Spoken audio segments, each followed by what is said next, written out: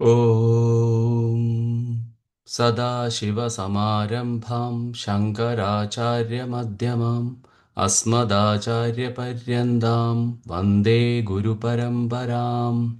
Hari Om. Adi Shankaracharya has written so many commentaries, so many stotras in his short span of life. Among those, he has written so many Bhashya Granthas, which are commentaries on Upanishads, Bhagavad Gita, Brahma Sutra, and several other books, and that those are all the Bhashyas or the commentaries. He has written a lot of Prakarana Granthas also to explain fundamental Vedantic concepts so that the Upanishads and Bhagavad Gita and Brahma Sutra are more clear to the seekers. So those are Prakarana Granthas, which are Vivek Chudamani, Atma Bodha, Tattva Bodha, Aparokshanubhuti, books like that. And then he has a large number of stotras that he has written, stotras both for Saguna Brahman, like Ganesha Panjaratnam, stotras on Vishnu, Shiva, all of that, as well as on Nirguna Brahman. And among those stotras that he has written for Nirguna Brahman, there are very long stotras. For example, Dashaslogi, which has about 100 verses. And he probably thought this is not easily consumable by a lot of sadhakas who are grihasthas, who has lots of other things to do. So he came up with something that is shorter, many things that are shorter. So Brahmajnana Bali Mala, which is a very beautiful text, beautiful Stotram series on Brahman is about 21 verses. He probably thought that also is too much. He did Dashaslogi with only 10 slokas. Then he probably thought that also is too much. Nirvana Shadagam came with just 6 slokas. And then Advaita Panjaratnam with only 5 slokas. And Pratasmaranastotram, which we are going to talk about today, with only 3 shlokas.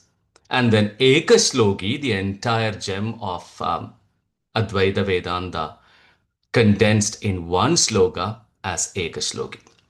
Pratasmaranastotram is a very beautiful composition, only 3 verses, but encompasses the entire essence of Advaita Vedanta in it, without missing any of the cardinal issues that a sadhaka would need to understand and contemplate upon the ultimate reality. It has only 3 verses, therefore it's easy to memorize. It is the entire essence, as I said, which makes it a very good contemplative stotra, a very good meditative stotra. And because it is titled Pradasmarana Stotra, it is something that is efficient for us to listen to in the morning. Listening to in the morning, again, it's Pradasmarana, but it's called Pradasmarana Stotra. But each of these 3 shlokas, 3 verses that we will see, begins with, first one begins with Pradasmarana, second one begins with, or first one is Pradasmarami, second one is Pradar Bhajami, and third one is Pradar Namami. Smarami, Bhajami, Namami. And when we hear those verses, we will see that. So this is 3 different activities. And if you look at everything that we do and all our karmas, which are classified to 3 types, Manasika karma, Vajika karma, Kaika karma. Manasika karma, the mental activities through smarami. So I'm doing Manasika karma through remembering that ultimate truth. I am doing bhajami, which is chanting the Vajika karma by glorifying and talking about that ultimate reality.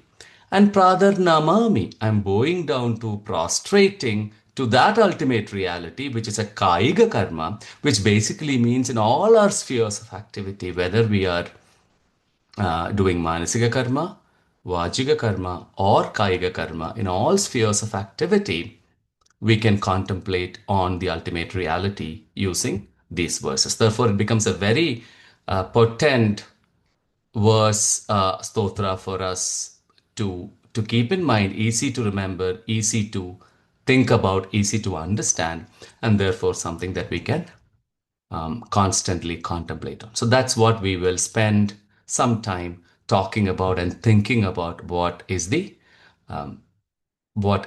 intention of Bhagavan Adi Shankara in giving this sloka and what that actually means in terms of what those three slokas contain. And again, basically Brahma Tattvam, as you would imagine. So we will hear the sloka first now. Pratasmaranastotram. Pratasmarami hृदि संस्फुरदात्मतत्त्वम् सच्चित्सुखं परमहंसगतिं तुरीयम् यत्स्वप्नजागरसुषुप्तिमवैति नित्यम् तद्ब्रह्म निष्कलमहं न च भूतसङ्गः प्रातर्भजामि मनसा वचसा मगम्यम् वाचो विभान्तिनिखिला यदनुग्रहेण यं नेति नेति वचनैर्निगमा अवोचुः तं देवदेवमजमच्युतमाहुरग्रम् प्रातर्नमामि तमसः परमर्कवर्णम् पूर्णं सनातनपदं पुरुषोत्तमाख्यम् यस्मिन्निदं जगदशेषमशेषमूर्तौ रज्ज्वां भुजङ्गम इव प्रतिभासितं वे रज्ज्वां भुजङ्गम इव प्रतिभासितं वे ॐ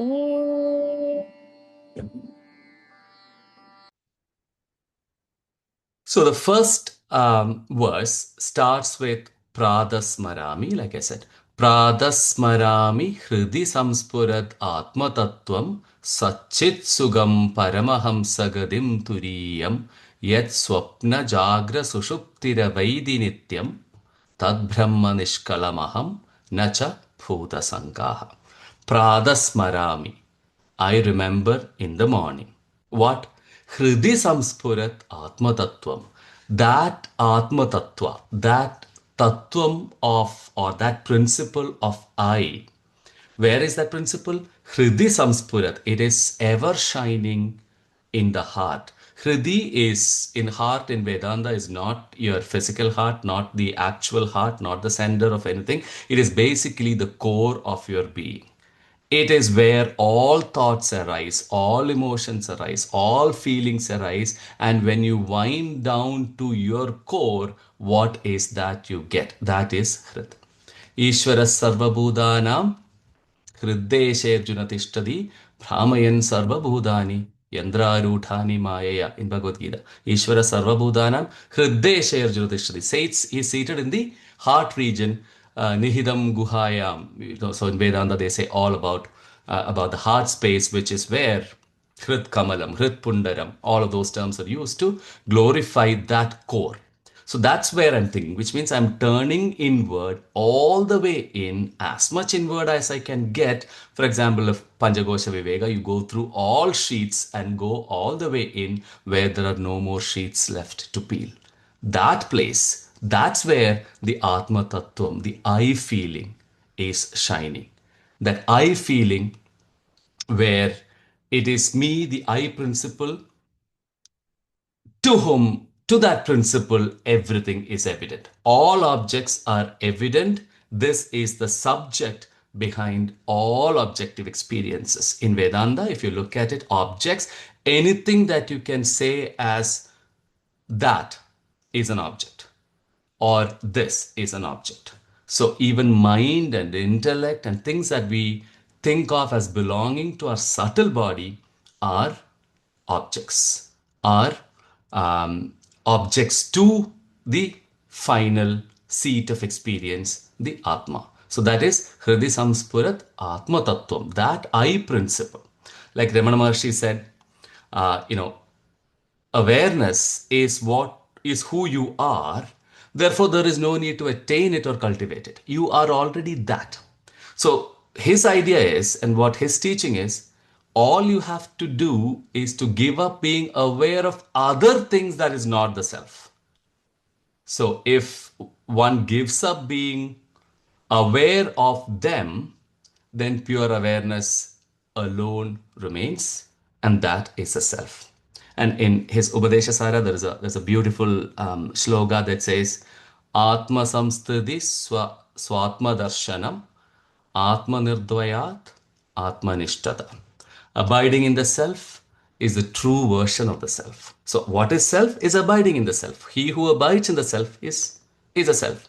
Brahmavit Brahmaiva bhavati. So that awareness, that which is the subject of all objective experience, to that I I think of in the morning. Pratasmarami Hridi Samsurat Atmatattvam. And what is the form of that Atmatattvam? Sat Chit Sukham. Sat, existence. Chit, consciousness or awareness. Sukham, bliss or Anandam. Sat Chit Sukham is Satchidanandam. So the Atmatattvam is that eternal nature of Brahman, which is Satchidanandam. um, existence, consciousness, bliss. I exist is the only thing that I'm sure of. Like a philosopher, I think it's Descartes who said that the only thing that I'm sure of, I don't know enough. I exist. I'm very sure of I, but I don't know enough of it. The thing that I'm not sure of, I know a lot. The world that I'm not sure of what the world is, I know a lot, right? So that existence, I, that the core of our existence, I, Sat, Chit is that awareness to whom everything shines, everything is, or the awareness that is shining to whom everything is subjected to and you are aware of, that awareness. Sugam is Anandam, that condition, that state where only Sukham, only Anandam exists, there is no Dukkham. Atyandiga Dukkha Nivritti Paramananda Prapti. That is the whole idea of studying about and trying to attain Brahman. Not attain, you're already there, trying to remove the veil of ignorance that stops us from realizing that ultimate truth. So I pray to that Atma Tattva, or not, I remember that, I smarami that Atma Tattvam, which is Satchit Sugam Paramahamsa Gadim. Paramahamsa is the highly renunciated group of sannyasis who have nothing but contemplation of truth in their sight, like Sri Ramakrishna Paramahamsa, Swami Tapovan Maharaj, all of these highly renowned sannyasis, where there is nothing other than the thought of Brahman. Brahmakara Vritti is the only thing that they have in their mind. So that's a Paramahamsa. Paramahamsa Gadi. That is a Paramahamsa Gadi. So I remember that Atma Tattvam, that principle that I am, the core principle, which is Satchidanandam, which is the destination of Paramahamsas, Turiyam. Turiyam in Sanskrit means fourth, and we'll go deep into what Turiyam is, and it comes in the next line. Go to Turiyam. Turiyam simply means fourth. It's coming from Mandukya Upanishad, and this first sloga has its core, its essence in Mandukya. So Satchit Sugam Paramahamsa Gadim Turiyam. Turiyam simply means the fourth. Fourth of what? The next sloga comes in. Yat Swapna Jagra Sushuptir Avaidi Nityam. The fourth, that is Avaidi Nityam, constantly, eternally, always aware of Swapna, Jagrat, and Sushupti. Swapna is dream, Jagrat is the waking state, Sushupti is the deep sleep state. So, what is aware of all these three states of experiences that we have? Avastatrayam, Jagra, Swapna, Sushupti. What is aware of these three states of experience of all of us? is the fourth. So if these are three, that is the fourth. It's really not the fourth. It is the one that makes all these three possible eventually. But just for a numbering sake, Vedanta and Mandukya also calls it Turiyam. And we'll see that Mandukya shloka that explains this shloka. Swapna, Jagra, Sushupti, Ravediniti. Now let's look at what this Jagra, Swapna, and Sushupti is. So waking state is where all our experiences are, which we think all our experiences, most of our experiences are, is where our subtle sense organs go through the gross senses, all your eyes and ears and all of that. So the process of seeing, the process of hearing, the process of smelling, the process of tasting, the process of feeling, the touch, all of these happens. You perceive the empirical world through this. So you see forms and colors and you hear sounds and you taste stuff, all of that. And therefore, while you have all of this happening in this world, you're happening through these senses, you are perceiving the external world. So you now have a connection with what the external world is through your sense organs, and you do action.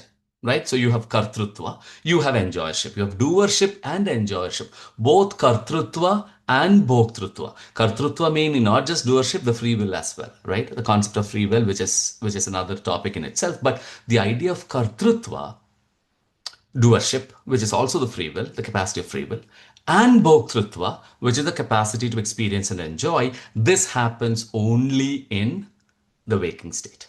Remember, dream state, you have only bhoktrutva, you're only an enjoyer. That's why you cannot plan your dream. There's no doership in dream, there's only enjoyership in dream. So all phenomena of waking state is the kartrutva and bhoktrutva bhava. And you have that. Now, in this waking state, we experience the world, we interact with the world, we take sense impulses from the world, we respond to it, we do all of that. All of these waking impressions sculpt our dreams, right? Impressions are formed in the waking state, and these impressions form vasanas. Vasana meaning fragrance. So even after the experience has passed, it leaves a fragrance or a trail behind. A mental picture is created in your mind, and then the Atma, I, identifies with that mental object with a different personality to the waker, which is the dreamer. So waker and dreamer, even though it happens within you, are two different things. So you have the waking state, dream state. Remember, this is the beauty of Vedanta. It doesn't ask you to believe in anything. It doesn't ask you to say, here is what it is, go take it. No, it asks you to evaluate your own experiences. Everybody has the waker, dreamer, and the deep sleep state experience. Therefore, it is easy for us to get to that understanding of what these states are and evaluate them to understand what Atma Tattvam, what we said in the first line, what Atma Tattvam is. So this is your deep sleep, is your dream state. And then there's one more state, which is a deep sleep state. Simply, I don't know anything. What did you see in deep sleep? What do you feel in deep sleep? Nothing. How do you know it is nothing? Because the awareness was there. Even when you get up from sleep and say, I had a good sleep, somebody was watching that. There was an awareness, that Chaitanyam, that consciousness, which was still there even when you were doing deep sleep. In deep sleep, everything is equal. There is no king, there is no beggar, everybody is equal. In waking, we are limited by our self-imposed ideas. In deep sleep, we have no ideas at all. All are self-imposed ideas, are ideas and thoughts and perceptions and feelings of who we are and what we are and how we do. Everything disappears in sleep. It is completely absent, right? So that's why they say sleep is not an absence of experience, it's an experience of absence. That's why you're able to explain that you slept well, because it was an experience of absence. It was still an experience. So that is your deep sleep state. Now, in the deep sleep state, after deep sleep, we come back to the gross body because we have the prarabdha to do. So we still have to come back to the gross body and do what you have to. If all the prarabdhas are done, deep sleep state, you don't have to come back.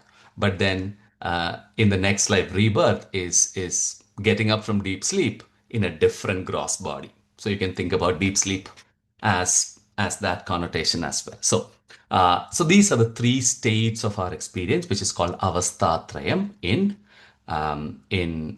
the um, uh, in Vedanta. Now, Mandukya Upanishad does this beautifully in seventh verse, which is it's a very short Upanishad, shortest Upanishad. Apparently, Sri Rama told Hanuman that, I don't know how true this is, but it is said that Rama told Hanuman that, Mandukya Megamevala Mumukshunam Vimuktai, only Mandukya is required for you to get liberated. So it is classified as one of the highest Upanishads, short Upanishads, but which says the highest truth in a very short way. Seventh sloka is where the idea of Turiyam is explained. So it is a very, very powerful shloka which says Nanda Prajnam, Na Bahish Prajnam, No Bheda Prajnam, Na Prajnana Ghanam, Na Prajnam, Na Aprajnam, Adrishtam, Avyavaharyam, Agrahyam, Alakshanam, Achindhyam, Avyabadeshyam, Egatma Pratyasaram, Prabanjoshamam, Shandam, Shivam Advaidam, Chadurtam Manyande, Sa Atma, Savitnyeya. Sa Atma, Savitnyeya, know the Atma as the fourth. Chadurtam Manyande, considered to be the fourth. The Atma considered to be the Chadurtam Manyande, it's considered to be the fourth. Know that. The three things are waker, dreamer, and deep sleep. And we will see that. So starts with na anda prasnam. See, it's all negating a few things. So there are 6 progressive negations if you look at it. Na anda prasnam. Not inwardly cognitive. Where is your inward cognitive thing happening? In dream. So it's not inwardly cognitive. So it's not the dream. Na anda prasnam. Na bahish prasnam. No, not outwardly cognitive. It's not like the waking state where consciousness is turned outwards. Na ubhayada prasnam, not a combination of these. Na prajnana ganam, not a mass, a dense mass of cognition like you have in deep sleep. It's not expressed, just a dense mass of it, unexpressed. Not that. Na prajnam, it's not cognitive in the form of a subject-object knowledge. It's not cognition like I know this or I know that or something knows me. No, not about that. Na aprajnam. It's not non-cognitive. It is not inert. It is not unconscious. So you have 6 progressive negations. None of this. And then there are 6 impossibilities that are defined for Brahman, right? So you can't define it, and therefore they have to do with this as negatives again. Adrishtam, invisible. You can't see it, cannot seen as an object. Avyavaharyam, you cannot have transactions with Brahman. It's non-transactable. Agrahyam, beyond grasp, then why are we doing it? Right? It is to be experienced, not just understood. But understanding is the first step in trying to experience it and knowing how to experience it. Therefore, it's beyond grasp, beyond understanding. It cannot be grasped by senses or mind. It's beyond senses and mind. It's subtler than senses and mind. Alakshanam, it has no characteristics. It has no attributes. You cannot point out it as something or the other. No lakshanas. Achintyam, you can't think about it. You can't, because thinking is done by mind. If it's subtler than mind, mind can't do it. So you can't think about it. Avyabadeshim, you can't describe it also because your words start to fail, which we will see in the next shloka as well. Words stay. So this is what are the 6 impossibilities, but they have to do some positive characterization too. So it says Egatma Pratyasara. It is the essence of self-knowledge. Turiyam, the 4th, which Pratasmaranastotram also says, Yat Swapna Jagra Sushuptama Vaidi Nityam, which is the 4th, which is Egatma Pratyasara. It is the essence of one self-knowledge. The self-knowledge itself, not as an object, but as self-knowledge itself. Prabanja Ubashama. Anything in Prabhanjam, anything in the universe, the phenomena of the universe doesn't seem to matter anymore. It's not that they are not destroyed. Sun will still be up in the morning. Water will be there in the oceans. Prabhanja will still go. The galaxies and the universes and stars and planets will still do what they have to do. But the recognition that these are separate from from my consciousness, that will end, which means the oneness will be filled in you. Shandam. Once you have that, see, Ashanti comes from duality. Fear comes from duality. When it is non-dual, Shandam, always tranquil. Shiva, auspicious. It's always auspicious. Right? There is nothing that is inauspicious in it because Satchitanandam. Advaita, non-dual. Not one thing among many, but the only reality appearing as many. Only reality. Like waves simply appearing, water simply appearing as many. Waves are water simply appearing as many. Advaita. Sa Atma, Sa Vitneya. This is what um, Mandukya says about the Avastatrayam and what is beyond the Avastatrayam and what is that reality that sees, that illuminates, that expresses all the three states of our experience, which is waker, dreamer, and deep sleeper. Tad Brahma, that Brahma, Nishkalam, undivided, cannot be broken into pieces. A waker is not different from a dreamer and not different from a dream sleeper. They are all one expressions of this consciousness. Tat Brahma Nishkalam Aham Nacha Bhuda Sangha. I am not the Bhuda Sangha. I am not the collection of Bhudas. I am not, you cannot consider me as a collection of Panjabhudas. You know, in Nirvana Shadagam, Naja Vyoma Bhumir, na Tejo na Vayu comes in Dashashlogi also na Bhumir na Teyam na Toyam na Tejo na Vayu na Kham Nendriya Va. So there's lots of things that deny that I am not the Panjabhutas, right? So I'm not Bodha Sangha. Now, Bodha Sangha is a Prakriti and Purusha idea. All the Buddhas are part of Prakriti, which is everything other than the Purusha and the self. And we see that in Bhagavad Gita, in both in chapter 7 all the way to chapter 13, explanations of Bodha Sanghas are given. So we'll see that when we go through again. But simply in seventh chapter it says Bhumi Rapo Nalo Vayu Khammano Buddhirepacha Ahankara Idiyame Bhinna Prakriti Rashtada. Prakriti has all these 8 forms, all the 5 elements: earth, water, fire, air, and space, mind, intellect, ego. These are the 8 constituents of Prakriti, which is matter. So there is this whole reductionist idea, reductionist philosophy that says only matter exists, no consciousness exists, right? Everything is matter. Consciousness is because of neuronic activity in the brain, and that's what you feel. That's your reductionist materialist idea. Then Sankhya came in and said, no, there is matter and consciousness. Pragradim Purusham Chaiva Vidhi Anadi Ubhavabi in chapter 13. There is Pragriti and there is Purusha. Purusha Pragritisto hi bhungte Pragritijan Gunan Karanam Gunasangosya Sadasadyonisu Janmasu. So 13th chapter again. Right? Purushan, seated in Prakriti, because of the gunas, starts to absorb the characteristics of Prakriti and starts to suffer and enjoy like Prakriti. So Prakriti and Purusha are there from eternal time. That is Sankhya. And Sankhya defines Prakriti as 24 elements of Prakriti. Mahabhudanya Hangaraha Buddhiravyaktamevaja Indriyani Dashaigam cha Panchajendriya Gojara. So you have all of that in Bhagavad Gita. So Sankhya is that. And then Advaita comes in and says, no matter and consciousness.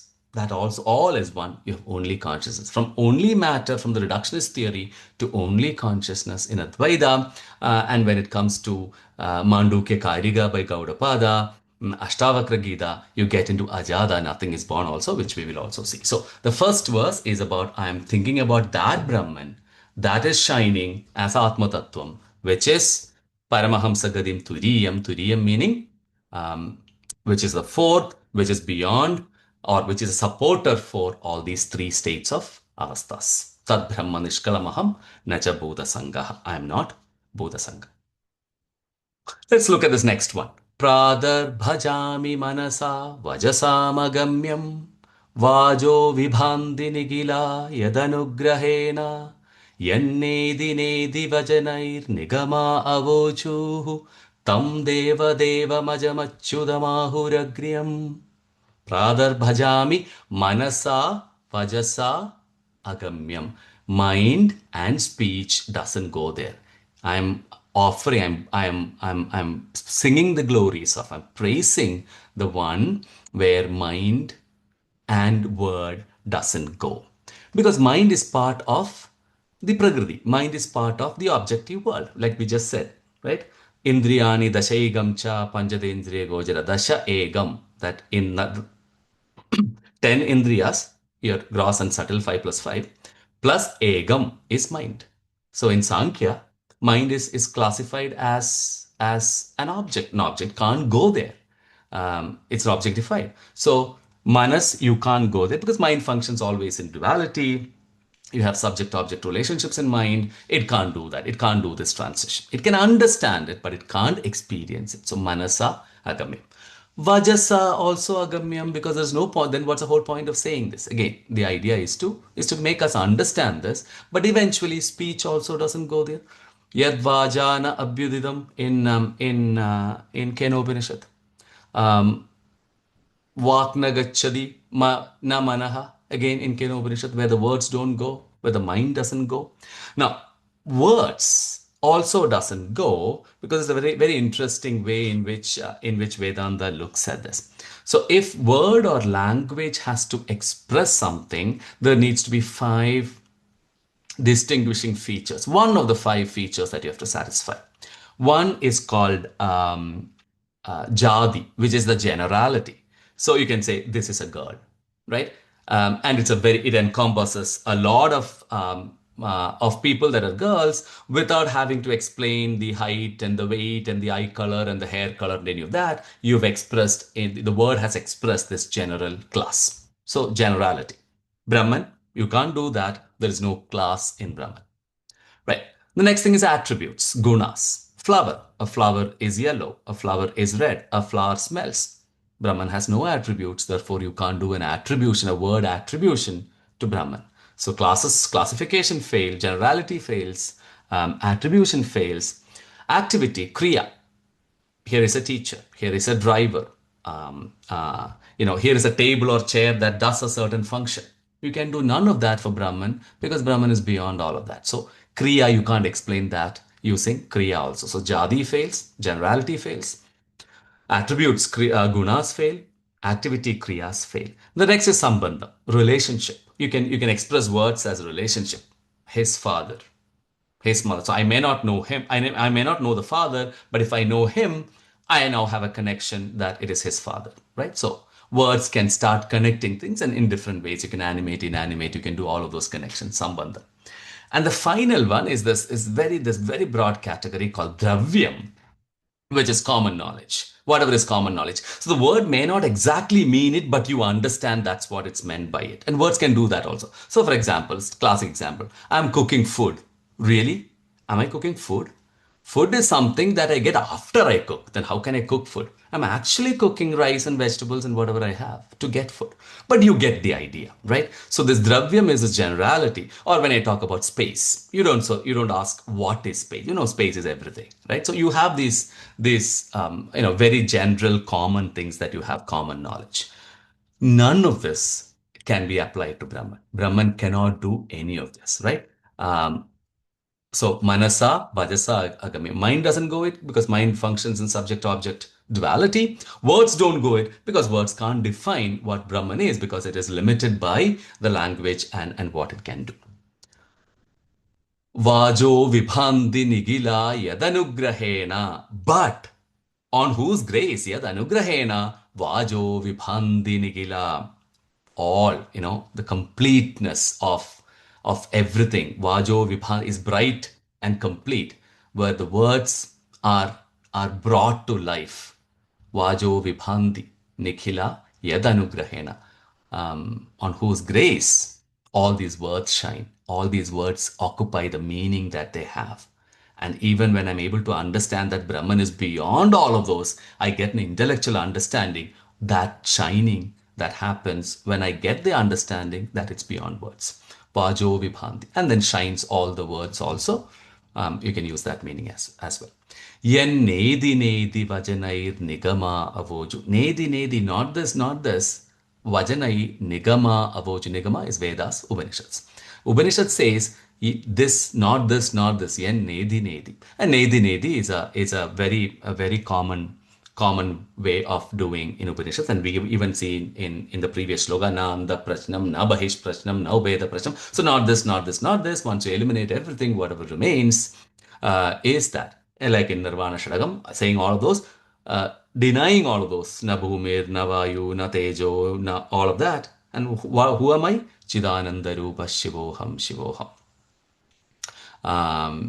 Asangoham, asangoham, asangoham, puna puna, Sachidananda Ruboham, Ahamevaham Advai. Again, establishing by denying. And by denying, I'm not this, I'm not this, I'm not this. And then, so that is your one way of doing it. The other way that Vedanta does to establish facts is through paradoxes. In Bhagavad Gita, you will see Anoraniyan Mahado Mahiyan, smaller than the smallest, but bigger than the biggest. Again, paradox or contradictions. Upanishads will say Taddure Tadaddige, as far as you can see, but as close as you can have. So you have all of those. That's one way of teaching that Upanishads do, or Vedanta does. So you have the denial, nedi nedi. You have the paradoxes, then you have stories. Vedanta teaches through stories. You have lots of stories. The 10th man story to teach Tatvamasi. Many of you would have heard that. You have lots of stories to do it. And finally, there is one more way, which is superimposition, desuperimposition, which Shankaracharya, Gaudapadhyacharya are all fabulous exponents of, which they say is the highest way of Vedantic teaching. We'll see it in the next sloka. So, Vajo vibhanti nigila tada yadanugrahena yannedi nedi vajanair nigama avojuhu tam deva devam ajam achudam ahuragriya. That deva of the devas, ajam, unborn, Brahma, right? Brahman cannot be classified as any of these. It's not, it's unborn, infinite with respect to space, objects, and time. There is no time that Brahman was not there. There is no space that Brahman is not there. It's not even that. There is nothing other than Brahman. So what's the whole idea of saying time and space in that context? That the ajam, achyudam, doesn't go through any modifications. No chudis at all. Chudi is for things that are born. Jayade, asti, vardade, viparinavade, kshiyade, nashyade. All these 6 modifications are for those who are born, for things that are born, things that are made, things that are manifested. For Brahman, none of this apply. Therefore, ajam, unborn, achyudam, no modifications, no chudis, tam deva devam. That Deva of Devas. Deva is light. Light of lights. Dev is to light. So Deva is the one who is bright and shining. That Deva of the Devas. So for example, I see through eyes. What's the light of the eye? Mind. What's the light of the mind? My consciousness. To that consciousness, that light of lights, Pradar Bhajami, I sing the glories of. And finally, Pradar Namami Tamasa Paramarkavarnam Purnam Sanadana Padam Purushottamakhyam Yasminnidam Jagadasheshamasheshamurtau Rajvam Bhujangamiva Pradibhasidam Vai. Now Pradar Namami. I'm offering my prostration to who? Tamasa Paramarkavarnam, one that is beyond all darkness and is of the light of the sun. Beyond all darkness, ignorance is completely removed, one that gives me the light of knowledge. Tamasa Paramarkavarnam. Purnam Sanadana Padam Purushottamakyam. It is complete, it is Purnam. There is no incompleteness in it. It is the whole thing. Purnamada Purnamidam Purnat Purnamudachyade Purnasya Purnamadaya Purnameva Vashishyade. That Purnam, Sanadana Padam, which is always there. Sanadanam is eternal. Eternal doesn't mean that it is beyond time. It is no time at all. There is no time that is in the frame of reference when you talk about Brahman. So Sanadana, Purnam Sanadana Padam Purushottamakyam. It is the Purushottama, right? Tamasa Paramarkavarnam. In Bhagavad Gita, Jodishamapi Tajjodi, Tamasa Paramuchyade, Jnanam Nyayam Jnanagamyam Hridi Sarvasya Vishtitam. Jodhishyamapi Tajjodi, light of all lights. That complete, eternal, Purushottamakyam. Purushottama, it is called the Purushottama. Now you can easily relate that to 15th chapter of Bhagavad Gita. This is called Purushottama. Who is Purushottama? Yasmaksharamadidoham aksharadapi chottamaha adosmi loge vedecha pradida purushottamaha. Who is that ultimate Purusha? Who is that Uttama Purusha? Yasmaksharamadidoham dvavimau purusho loge ksharaschaksharameva cha. There is a perishable Purusha and an imperishable Purusha. I am beyond. Yasmat ksharamadidoham aksharadabhijottama adosmi loge vede. The one that's beyond the kshara and akshara. Because akshara is only with respect to kshara. Now Brahman is not with respect to, and there's no frame of reference for Brahman. Therefore, Brahman cannot be akshara because akshara can only be with respect to kshara. Tasmat ksharamadidoham aksharadabhijottama adosmi loge vede. The world calls me Purushottama, who is beyond Kshara and Akshara.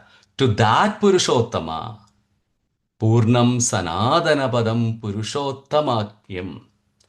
And then, 15th chapter also says, Uttama Purushastvanya Paramatmetyudahridaha Yo Lokatrayamavishya Vivartavyaya Ishvaraha. Uttama Purusha Paramartha Yo Lokatrayamavishya, one that permeates the three worlds. Logatrayam avishya permeates the three worlds. Bhibartaya avyaya Ishvara, and supports all those three worlds is called Ishvara. What did we say in the first sloga? Paramahamsa gadim turiyam yat swapna jagra sushuptim avaidi nityam. Swapna Jagra Sushupti, three worlds of experience, which is said here, Yo Logatrayama Vishya in Bhagavad Gita. Same ideas, Yo Logatrayama Vishya, Vivartaya Ishvara. That Ishvara, Purushottaman. Yasmin idam jagad ashesham asheshamurtav yasmin idam. In this Purushottama, Yasmin idam, in this Purushottama, Jagad Ashesham Asheshamurtav, the entire Prabanja, the entire universe, Rajvam Bhujangamiva Pradibhasidam Vai. In this Purushottama, the entire universe is manifesting as a snake in a rope. This is the favorite Vedantic analogy. Snake and the rope. This entire universe is manifesting as a snake, as a non-existent snake in the rope called Purushottama. Rajvam Bhujangamiva, like a snake in the rope. The entire Jagat, the phenomenal world, is reflecting, is manifesting on this Purushottama. There is nothing other than this Purushottama.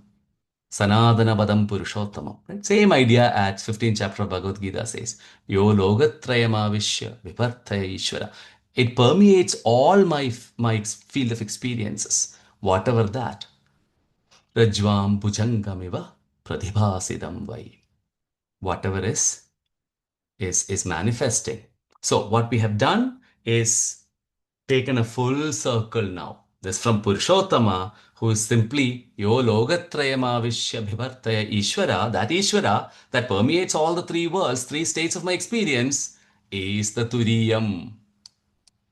Satchit Sugam Paramahamsa Gadim Turiyam Yat Swapna Jagra Sushuptima Vaidi Nityam Tad Brahma Nishkalamaham Nacha Bhuta Sangha. Lots of ideas brought together here in a very coherent fashion for all of us to think of, to contemplate, to reflect, because it's easy to memorize, something that we can do getting up every morning. The first thing that we can do when we get up from our beds in the morning, even before you get out of the bed, you can chant these verses and get out and keep thinking about this, keep contemplating about this beautiful verse whenever we can.